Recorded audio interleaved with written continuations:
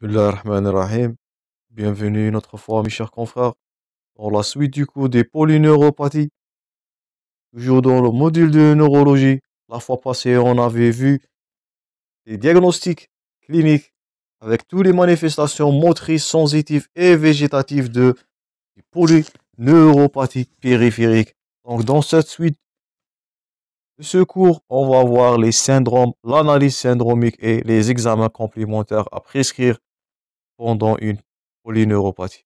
Les liens de tous les cours sont toujours disponibles dans la description.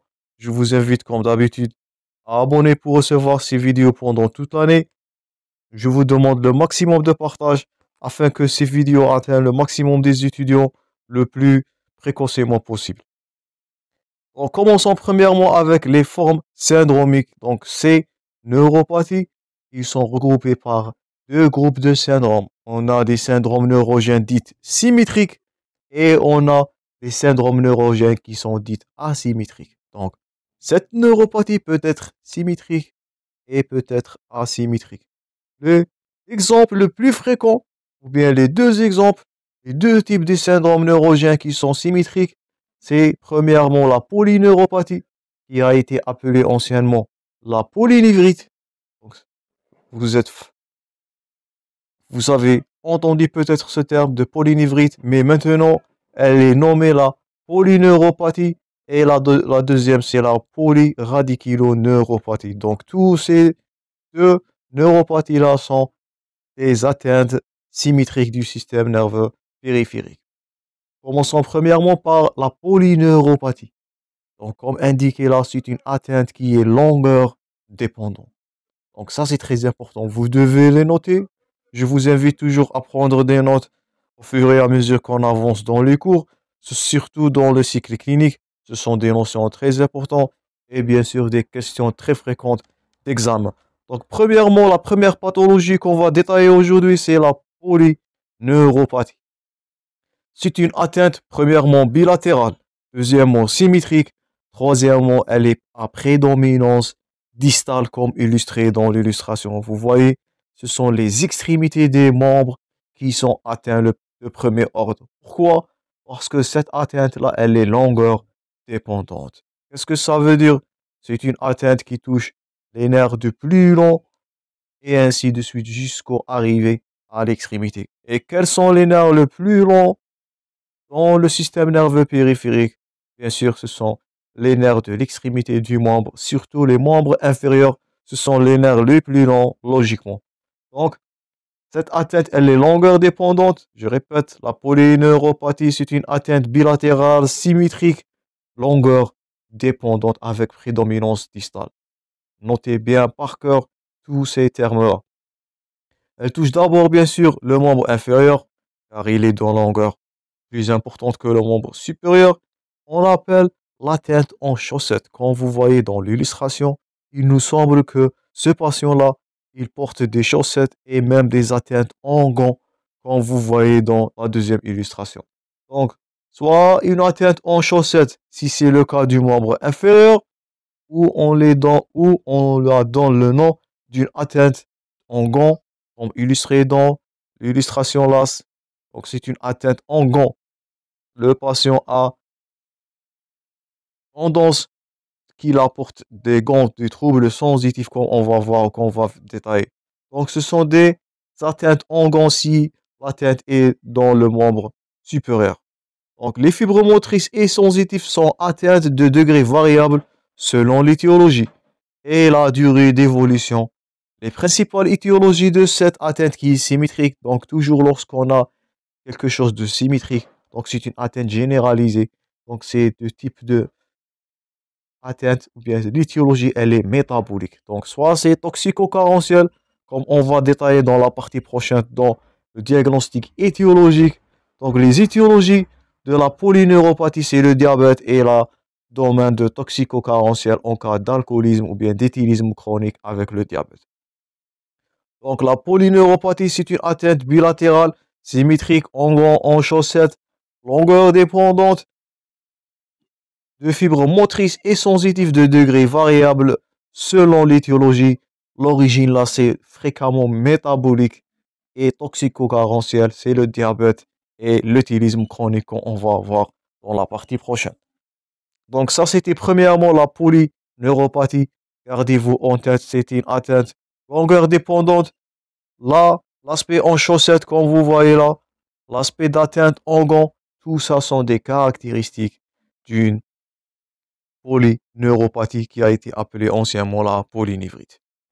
J'espère que c'est clair pour la polyneuropathie. Là, une autre illustration.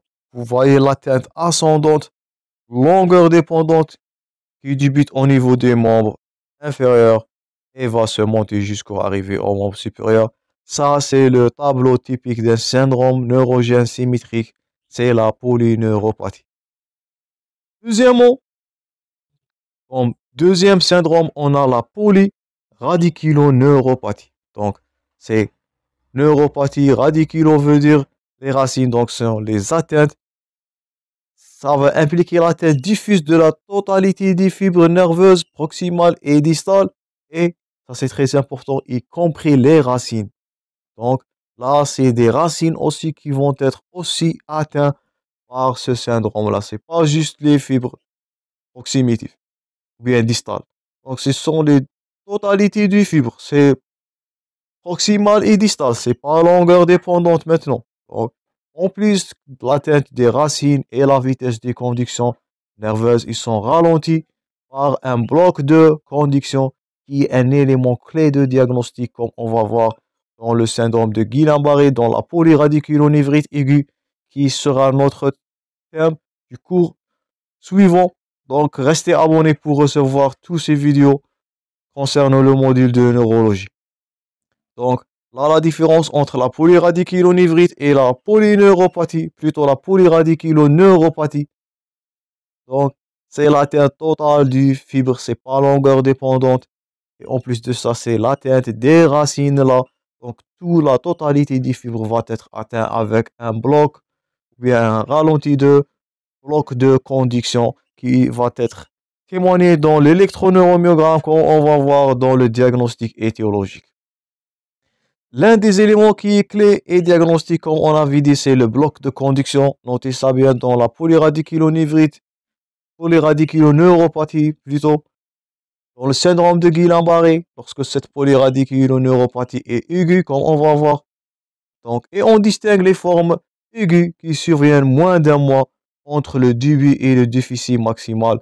Et on a aussi bien sûr des formes chroniques qui ont une installation supérieure à 2 mois. Donc, cette polyradiculoneuropathie peut être aiguë, c'est le cas de PRNA, c'est la polyneuropathie aiguë, polyradiculoneuropathie aiguë ou bien le syndrome de Guillain-Barré, c'est une urgence vitale comme on va le détailler dans le cours prochain.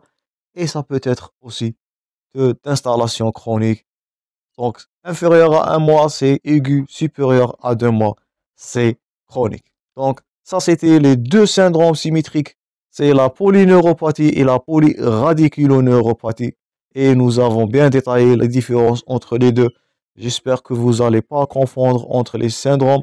Donc, je vous invite à prendre des notes de fur et à mesure qu'on avance dans les syndromes.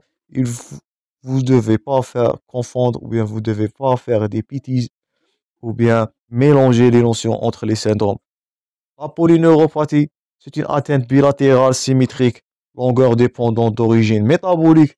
Mais là, la polyradiculoneuropathie, c'est la totalité du nerf en addition avec la lésion ou bien l'atteinte de la racine. Ça peut être aigu comme le syndrome de Guillain-Barré, peut être d'installation chronique supérieure à 2 mois. Donc ça, c'était premièrement les syndromes neurogènes dits symétriques. Donc on a deux, la polyneuropathie et la polyradiculoneuropathie.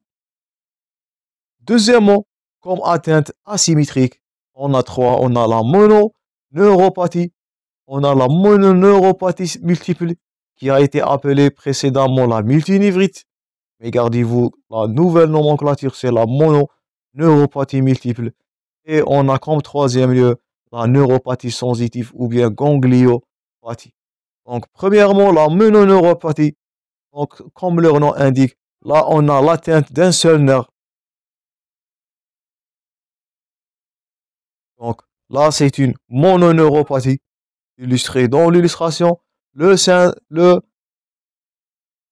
là, elle est isolée d'un nerf. Les étiologies des mononeuropathies sont surtout compressives. Et c'est le fameux syndrome du canal carpien en cas de nerf médian, le nerf ulnaire au niveau du coude, le nerf péroné au niveau du col du péroné. Donc, toute compression concernant le nerf, ça va donner une mononeuropathie. C'est une atteinte isolée d'un seul nerf. Donc, premièrement, là, au milieu, ça, c'est une mononeuropathie. C'est le cas d'une atteinte du syndrome carpien qui est illustré là en vert par mécanisme de compression. Donc, la mononeuropathie, c'est très facile à diagnostiquer.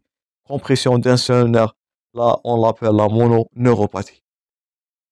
Deuxièmement, la mononeuropathie multiple, c'est la même, mais c'est une atteinte asymétrique de plusieurs nerfs. Donc, vous voyez là un diagnostic différentiel. À gauche, c'est une polyneuropathie. Vous voyez qu'elle est symétrique, bilatérale, et elle est ascendante et longueur dépendante. Au milieu, vous avez la mononeuropathie. C'est très facile à diagnostiquer. C'est l'atteinte isolée d'un seul nerf ou bien d'un tronc nerveux. Mais là à droite, c'est la mononeuropathie multiple. Quand vous voyez, c'est une atteinte asymétrique de plusieurs nerfs. Donc ne confondez pas la polyneuropathie avec les mononeuropathies multiples. Donc, gardez-vous en tête la notion de symétrie et de bilatéralisation et la notion de longueur dépendante qui est ascendante. Donc faites attention, ne pas confondre les trois syndromes-là qui sont illustrés. Pour l'illustration, je vous invite à prendre des notes. On a de la polyneuropathie, la mononeuropathie unique et faites attention de confondre la polyneuropathie qui est illustrée à gauche avec la mononeuropathie multiple qui est illustrée à droite.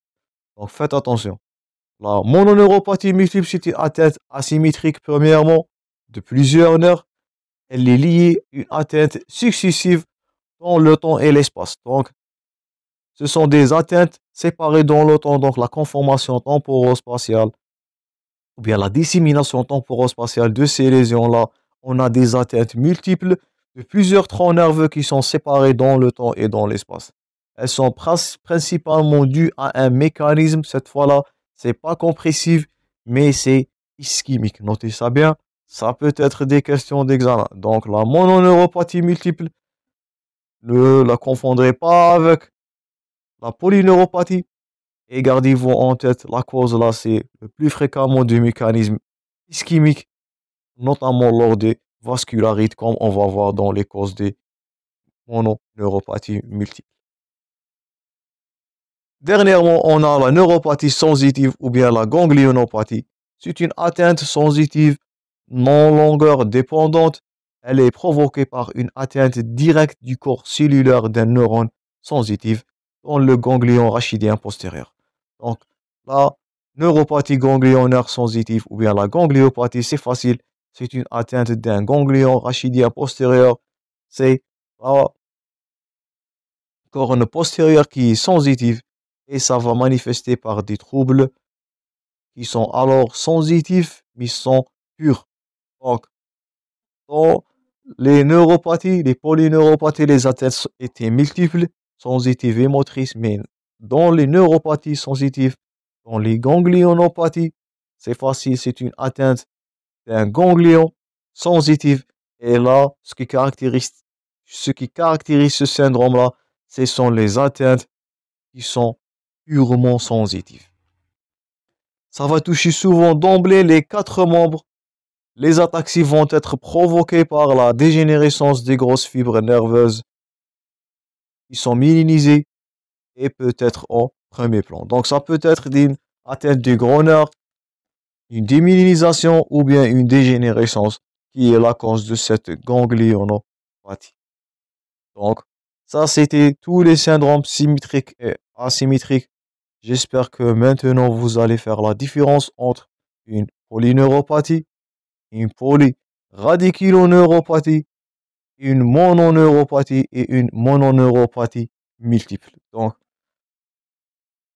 j'espère que toutes les notions, vous allez garder en tête, que vous allez les noter et que vous allez être capable à différencier entre les syndromes-là.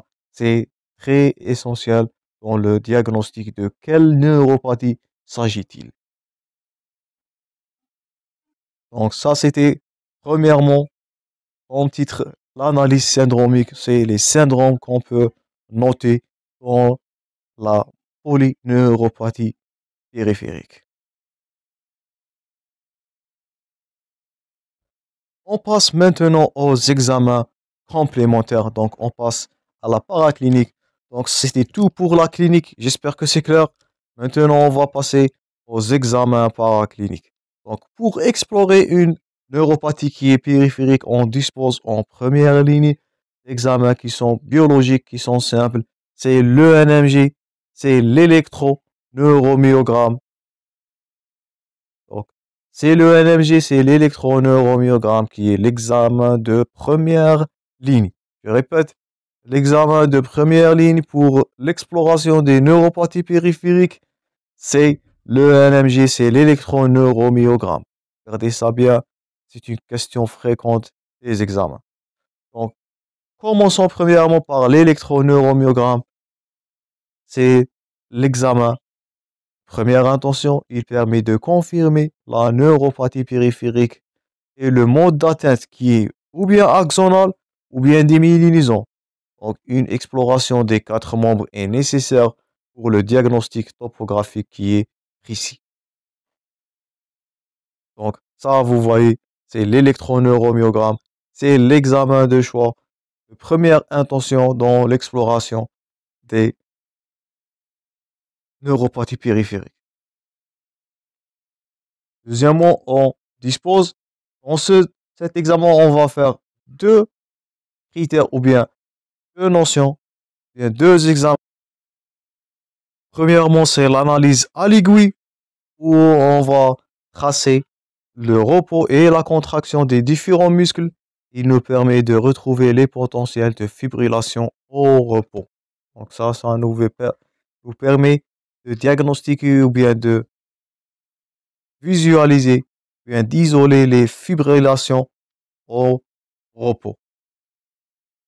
Un appauvrissement en unité motrice, une accélération de la fréquence des potentiels individualisés, c'est la sommation temporelle, et au maximum un potentiel fréquence élevée, un tracé simple lors de la contraction. Donc tous ces critères-là sont réalisés au niveau de l'électromyogramme à l'aide de l'aiguille. Ça va nous déterminer de isoler les potentiels de fibrillation, isoler aussi l'accélération du fréquence de potentiel individualisé, c'est la sommation temporale, et bien sûr, mesurer le maximum de potentiel de fréquence élevée, c'est le tracé simple lors de la conduction. Donc, l'électroneuroméogramme, c'est l'examen de première intention au niveau des polyneuropathies. Et il nous permet aussi, bien sûr, de mesurer la vitesse de conduction qui reflète le processus histopathologique. Là, dans la vitesse de transmission, on va distinguer deux catégories de pathologies, comme on avait dit. Premièrement, on a les neuropathies qui sont démyélinisantes, c'est la démyélinisation de la gaine de myéline, ou bien c'est la neuropathie qui est axonale. Donc là, dans le calcul de la vitesse de conduction, on va distinguer deux pathologies, la neuropathie démyélinisante et la neuropathie qui est axonale. Donc, premièrement, dans la neuropathie qui est démyélinisante, donc on va avoir un ralentissement diffus. Donc, la gaine de myéline, quel est leur rôle? C'est d'accélérer la vitesse de conduction. Une perte de la gaine de myéline, ça va retentir par une diminution de la vitesse de conduction. Donc, si la tête est démyélinisante, on va noter ou bien un ralentissement diffus de la vitesse de conduction motrice et sensitive, et avec un allongement tardif des ondes F. Donc le rapport il va être diminué entre l'amplitude obtenue par stimulation proximale et l'amplitude obtenue par stimulation distale. Là, existe notamment dans les neuropathies canalaires et les polyradiculoneuropathies. Tous ces examens-là, on va les bien détailler dans le cours de syndrome de Guillain-Barré, qui est la polyradiculoneuropathie aiguë, la PRNA.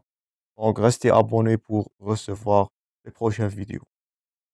Donc, premièrement, on dispose de neuropathie démyélinisante. Donc, c'est la diminution de la vitesse de conduction qu'on va trouver dans l'électroneuromyogramme.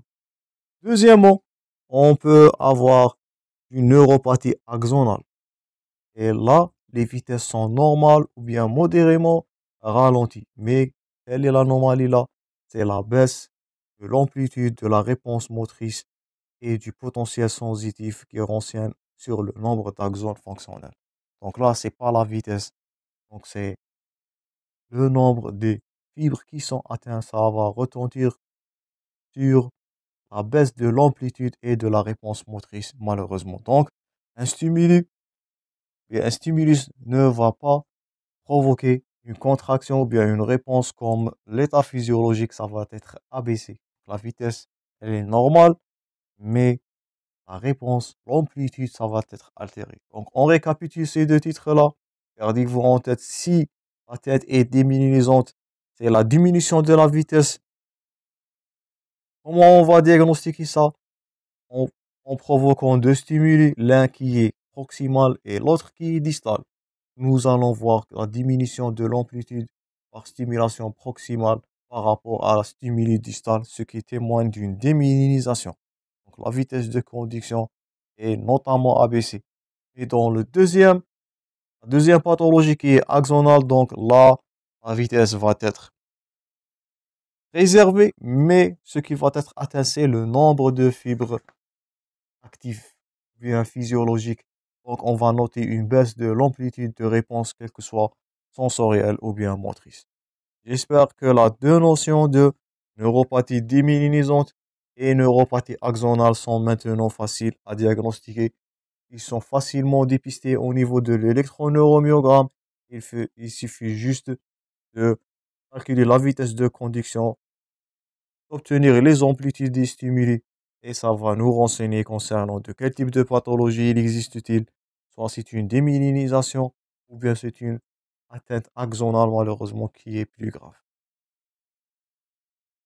Donc, en première intention, c'est l'électroneuromyogramme qui est l'examen de première intention et j'espère que c'est clair. Deuxièmement, on peut faire des potentiels évoqués sensitifs et moteurs qui nous permet de rechercher les atteintes de la conduction périphérique proximale. Donc, c'est les potentiels évoqués moteurs et sensitifs comme illustré là dans l'illustration. Troisièmement, on peut faire des méthodes qui permettent l'exploration des petites fibres. C'est dans les laboratoires spécialisés. Elles sont utiles en cas de symptômes sensitifs ou végétatifs. Et ça va rester à part l'examen de première intention. Gardez-vous en tête, c'est l'électroneuromyogramme. C'est une question fréquente d'examen suivie par les potentiels évoqués sensitifs et moteurs pour mieux explorer la fonctionnalité des fibres périphériques. Donc ça, c'était premièrement sur le plan électrique, c'est le NMG. Et en addition de PEM, c'est le potentiel évoqué moteur. Regardez ces deux critères-là, ça peut être des questions d'examen. On peut disposer d'une imagerie. C'est quoi? Le test de choix là, c'est l'IRM plexique. Donc, premièrement, on a de l'IRM plexique qui est nécessité qui nécessite un opératoire qui est expérimenté et des séquences optimisées pour visualiser une hypertrophie, un hypersignal, ou une prise de contraste, et elle recherche une infiltration, une inflammation ou une compression extrinsèque du plexus ou bien des racines, comme illustré dans les illustrations. Donc là, vous voyez l'aspect de prendre le contraste, on va chercher de l'inflammation ou bien compression extrinsèque du plexus ou bien des racines.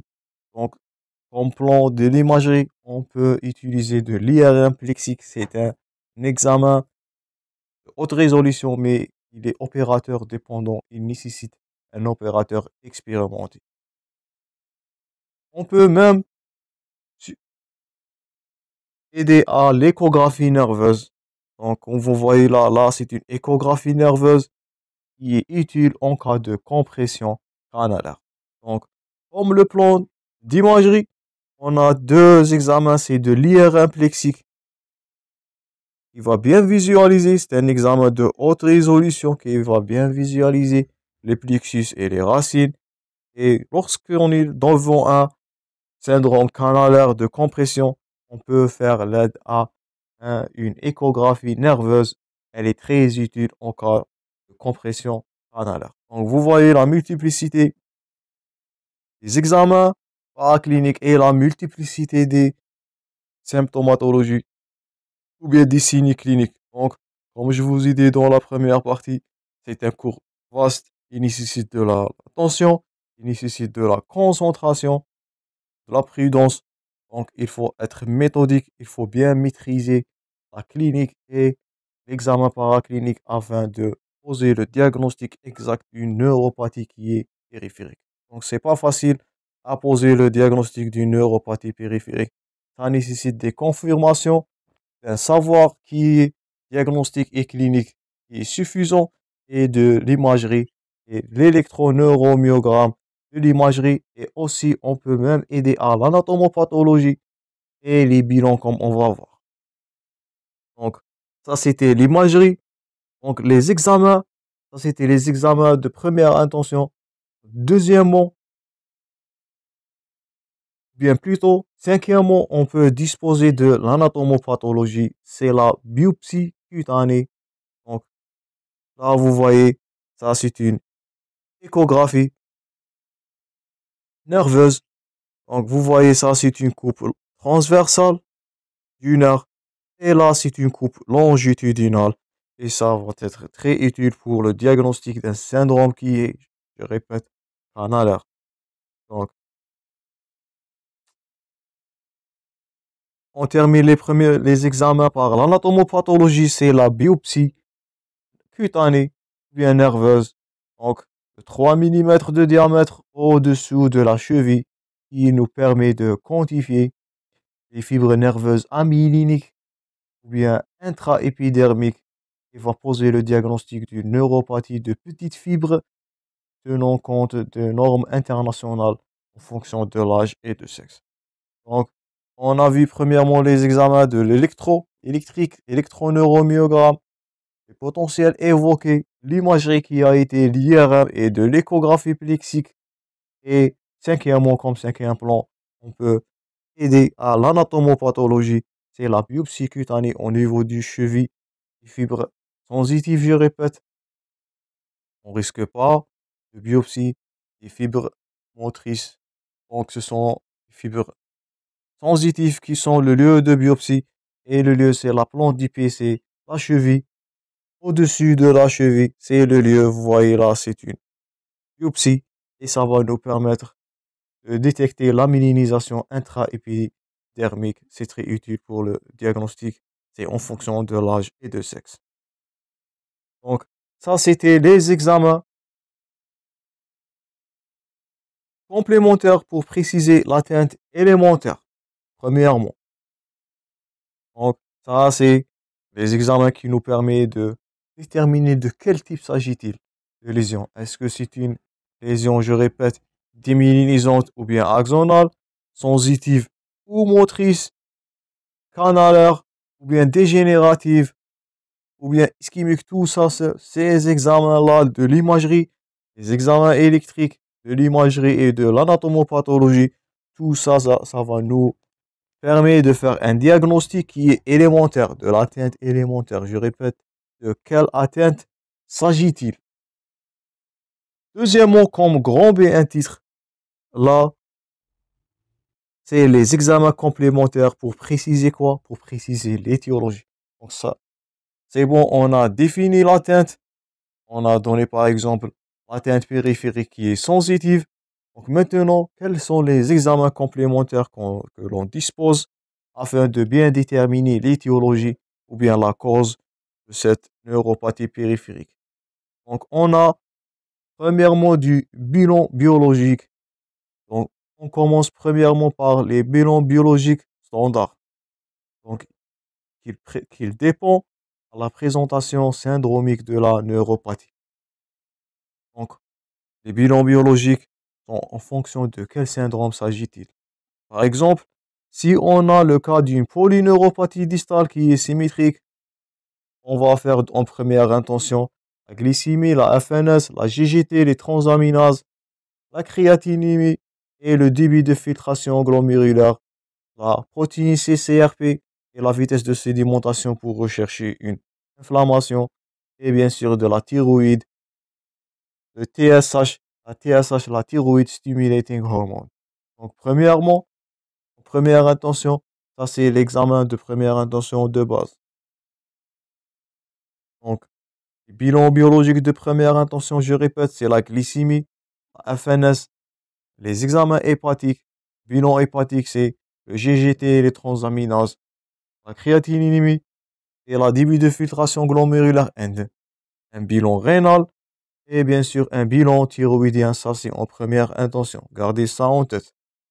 Si ces examens reviennent négatifs, on peut passer en deuxième intention par une hyperglycémie provoquée orale, le dosage de l'hémoglobine glyquée pour rechercher une diabète, le dosage de vitamines B9 et B12 pour rechercher une étiologie carentielle, une immunofixation des protéines sériques à la recherche d'une gammapathie monoclonale et des sérologies VIH, virus de l'hépatite B et C pour rechercher l'origine infectieuse. Donc soit c'est l'origine diabétique métabolique, soit l'origine carentielle, soit l'origine d'une prolifération maligne, gammapathie monoclonale, ou bien d'une cause qui est infectieuse, c'est la sérologie VIH et de l'hépatite B et C qui donne fréquemment des neuropathies.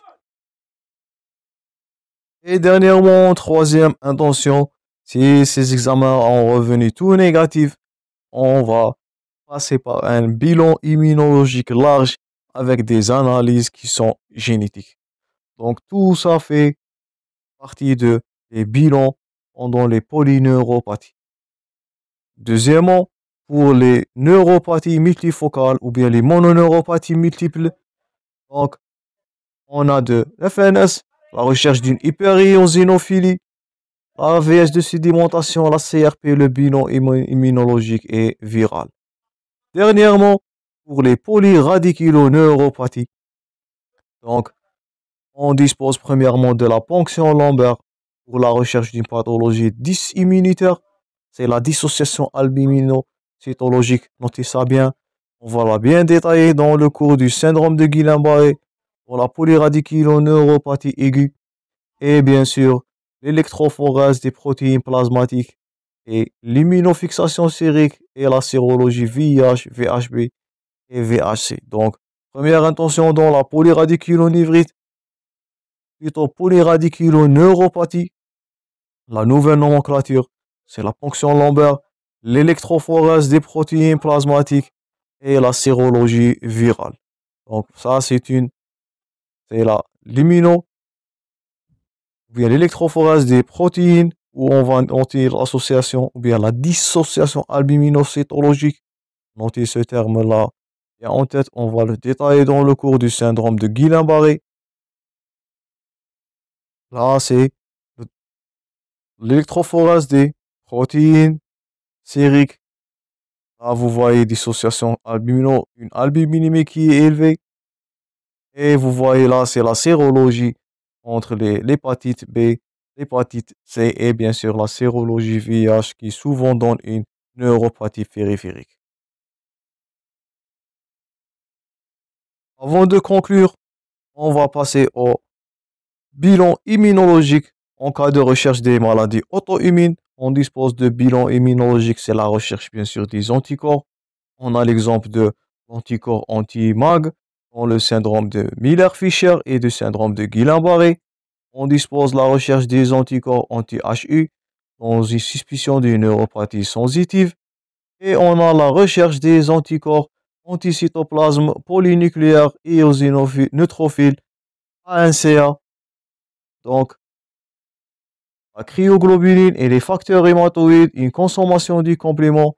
Tout ça, c'est la recherche en cas de suspicion du syndrome de Gougerot-Sjogren. Donc, on a des anticorps A1, l'anticorps anti-SSA, SSB, dans la suspicion du syndrome de Gougerot-Sjogren. On a la consommation du complément. Donc, tout ça, ça fait partie d'une pathologie qui sont auto-immunes. Donc, le bilan immunologique, la recherche des anticorps dirigés contre soi en plusieurs syndromes. On a le syndrome de Miller-Fisher et Guillain-Barré. La consommation du complément, l'anticorps anti-HI dans les neuropathies sensitives. Et on n'oublie pas le syndrome de Gougerot-Sjogren. Donc, vous voyez, des neuropathies périphériques peuvent être d'origine immunologique.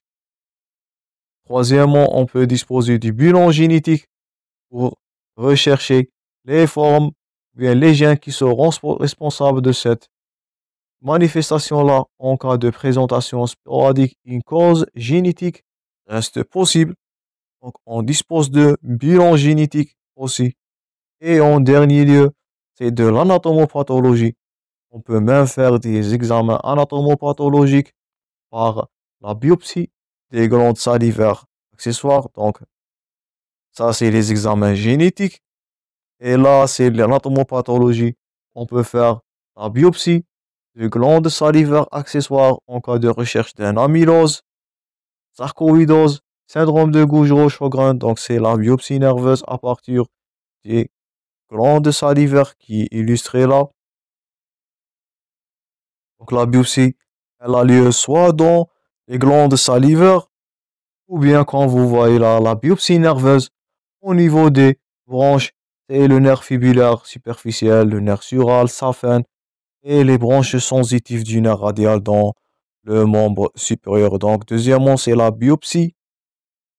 On a deux. On a la biopsie des glandes salivaires. On recherche d'un amylose, un sarcoïdose, un syndrome de Gougerot-Sjogren, et même la biopsie nerveuse pour rechercher des anomalies. Les nerfs, bien sûr, qui sont sensitives au niveau du pied, c'est le nerf fibulaire superficiel, le nerf sural, ou bien les nerfs suraux, le nerf saphène externe, et les branches sensitives du nerf radial, si c'est le cas du membre supérieur.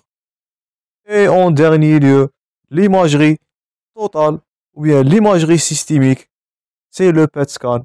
C'est l'examen de plus haute résolution possible. Là, c'est le PET scan, l'examen avec émission de positron. Il est réalisé en première intention. Premièrement, on avait dit un scanner thoraco-abdominal.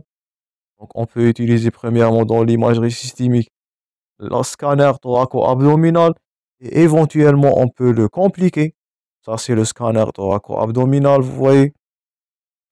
On peut le compléter par l'imagerie de choix qui est le PET scan, l'examen par émission de positron dans l'hypothèse d'une néoplasie profonde. Donc ça, c'est à la recherche d'une cause néoplasique ou bien d'une hémopathie ou bien d'une sarcoïdose ou bien des pathologies monoclonales. Donc vous voyez là, plusieurs facteurs, plusieurs causes peuvent être en raison ou bien la cause d'une polyneuropathie. Vous voyez là la multiplicité des tests, la multiplicité des examens paracliniques avant de conclure la conclusion d'une neuropathie. Donc,